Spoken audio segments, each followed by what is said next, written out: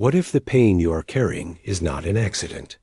What if the loneliness, the heartbreak, the betrayals, and the silent wounds that have carved themselves into your soul are not just cruel misfortunes, but coded messages from the deepest part of your psyche, waiting to be heard?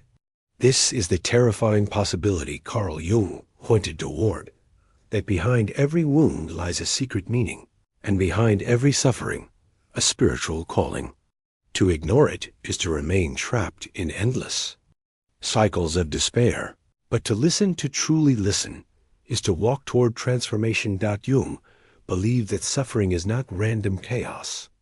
It is the shadowed language of the unconscious, the whispers of the soul, pointing us toward what we most fear and what we most need.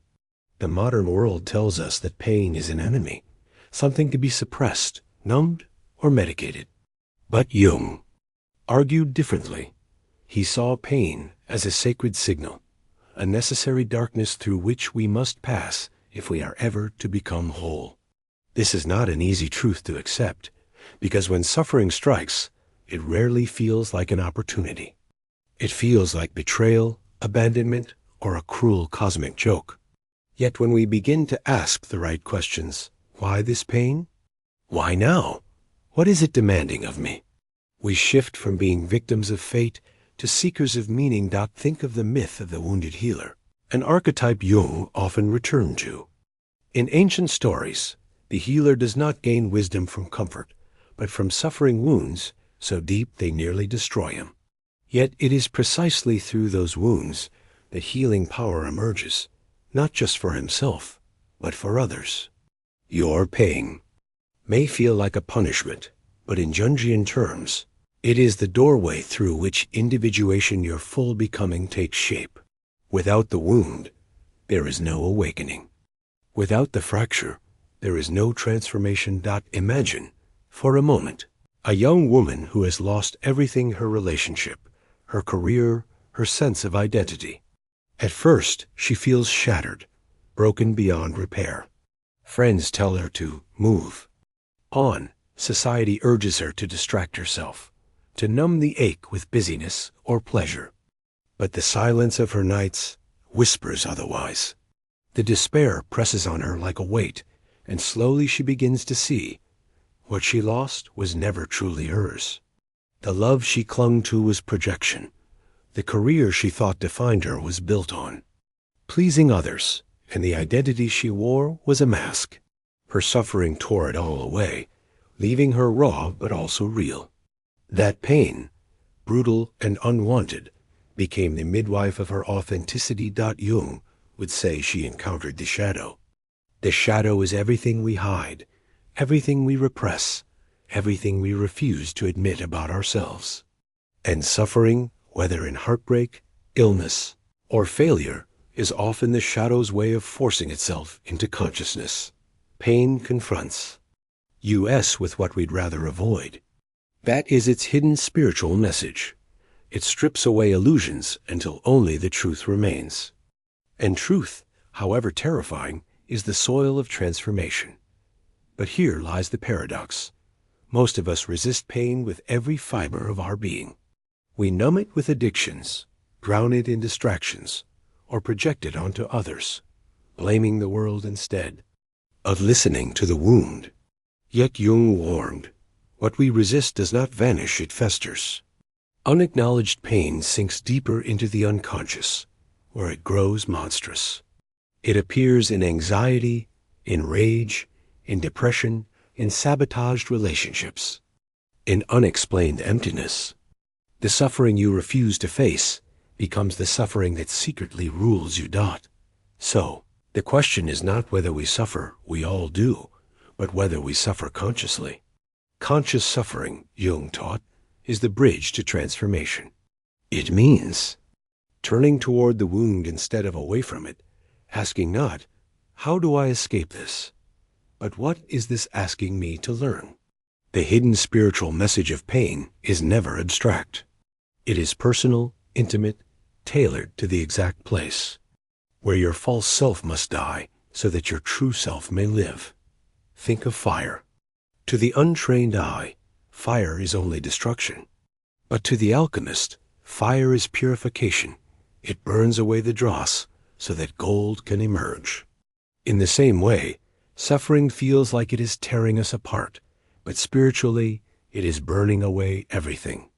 False, everything unworthy, everything borrowed from the world that is not authentically ours. Without that burning, the gold of the self, the deeper, eternal part of you remains hidden beneath layers of illusion. Consider heartbreak. On the surface, it feels like nothing more than loss. The person you loved is gone, and with them, your imagined future. But beneath the grief is a hidden summons. Heartbreak forces you to encounter your dependency, your projections, your patterns of attachment. It strips you of fantasies and forces you to stand alone. The pain is brutal, but its message is clear. Only by losing what you clung to can you learn to love from wholeness, not from desperation. The heartbreak is not just a wound. It is initiation.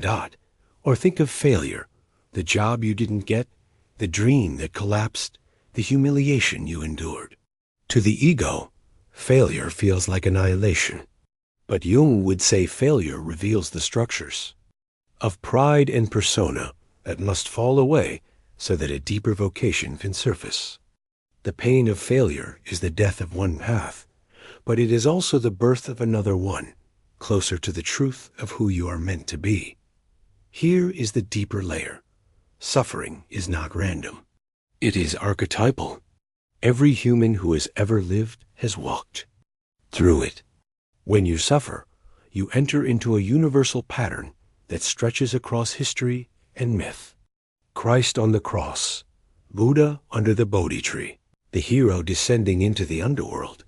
These are not distant tales, but mirrors of your own journey.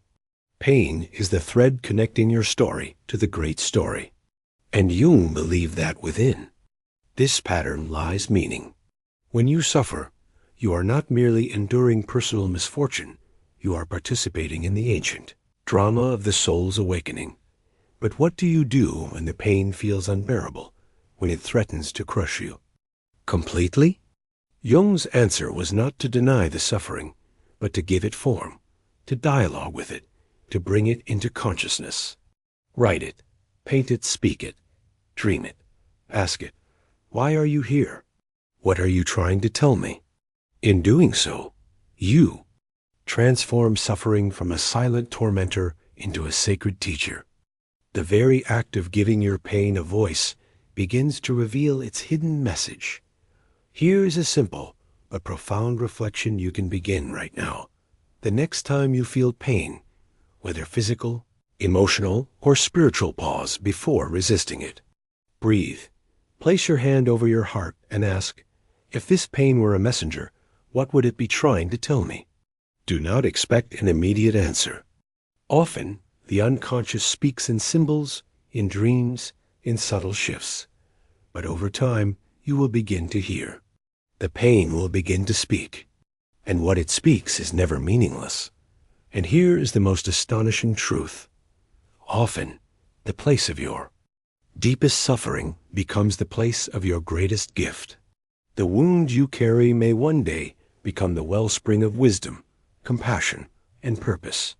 Just as the healer's power comes from his wound, so too your suffering may become the very source of your destiny. You are not broken to remain broken. You are broken so that the light could enter. Think of the Japanese art of kintsugi, where shattered pottery is mended with gold. The cracks are not hidden, they are illuminated. The vessel becomes more beautiful for having been broken.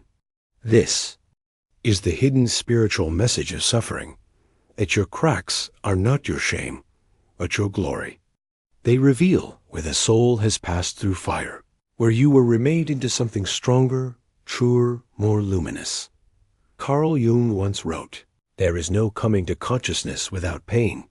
To awaken is to suffer, and to suffer is to awaken." Every heartbreak, every loss, every moment of despair is, in truth, a summons to deeper life. The suffering you carry is not the end of your story. It is the beginning of your transformation. So the next time pain arrives, resist the urge to flee. Sit with it. Listen to it. Ask what it is trying to reveal. Because hidden inside your suffering is the map of your soul's journey, the secret message your spirit has been trying to tell you all along.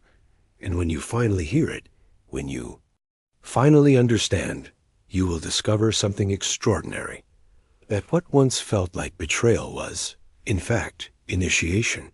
What once felt like punishment was, in fact, preparation. And what once felt like meaningless suffering was, in fact, the sacred fire that revealed your true self. In the end, your pain is not your enemy. It is your teacher.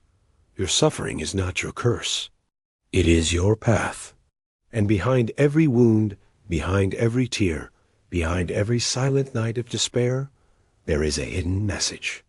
A message waiting for you to hear it, to accept it, and to walk through it toward the wholeness you were always meant to become.